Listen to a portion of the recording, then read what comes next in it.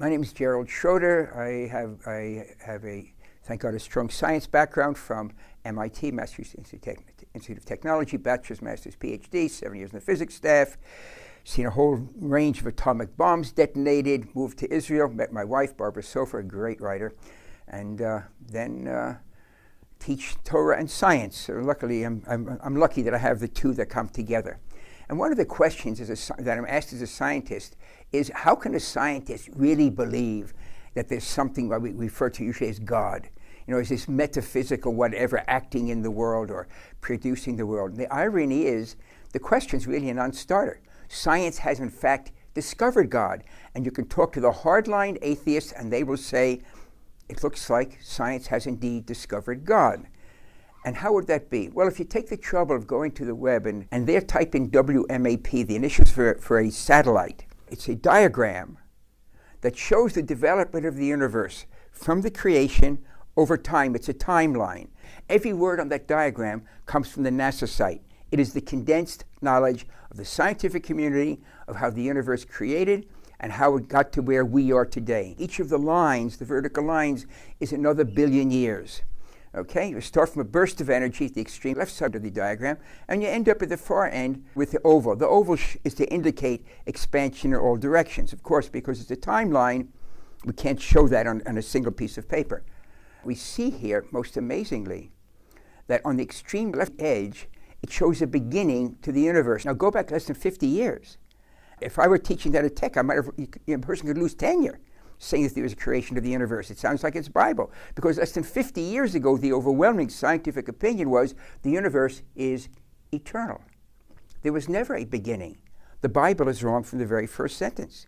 And then we discovered, suddenly, Arno Penzias and Robert Wilson, the Bell Labs in New Jersey, the northeast of the US, discovered the echo of the Big Bang, the energy left over, which George Gamow, 60 years ago, predicted that if there had been a universe created hot and small, it would have exploded, and the energy would get more and more dilute. And Penzias and Wilson, these Arno Penzias and Robert Wilson, discover this energy that had been predicted overnight.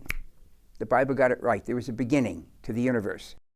Now, the black in the diagram is nothing. It's not a vacuum.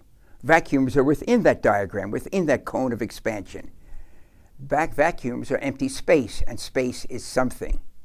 The black of the paper around the diagram is nothing. It doesn't fit in our human brain, because humans think in a box made of time, space, and matter/energy. No human, as clever as they might be, as expansive as they might be, thinks out of that box. So when we say outside that diagram is nothing, we can use the words, but we can't conceive of nothing. It doesn't fit in the human brain. How are we going to have this idea, is there a God or not? Notice that the creation force isn't a three-letter word, G-O-D. If you look at the words carefully, it's a quantum fluctuations. That understanding was first brought down by Ed Tryon, brilliant human being, in the journal Nature, almost 40 years ago.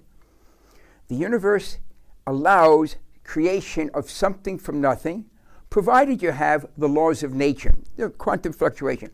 Tryon realized, and he published in the journal Nature, one of the two leading peer-reviewed journals in the world, that you can create something from absolute nothing, provided you've got the laws of nature, quantum physics and the laws of relativity. In other words, the laws of nature. So look what science has discovered. We can create the universe from absolute nothing, provided we have the forces of nature. Now, the laws of nature, the forces of nature aren't physical, they act on the physical. So if they create the universe, that means they predate the universe. So now we have a set of forces, we call them the laws of nature, that are not physical, that are able to act on the physical. They create the physical from absolute nothing. And they predate the universe, which means they predate our understanding of time. Put that together, it sounds very familiar.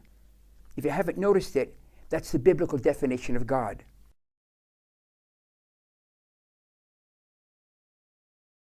There's only one nuance that's left hanging, we can talk about it another time perhaps, is that which created the universe, those forces active in the universe. But up to that point, science says, you are correct, the definition of the biblical God is predates time, outside of time.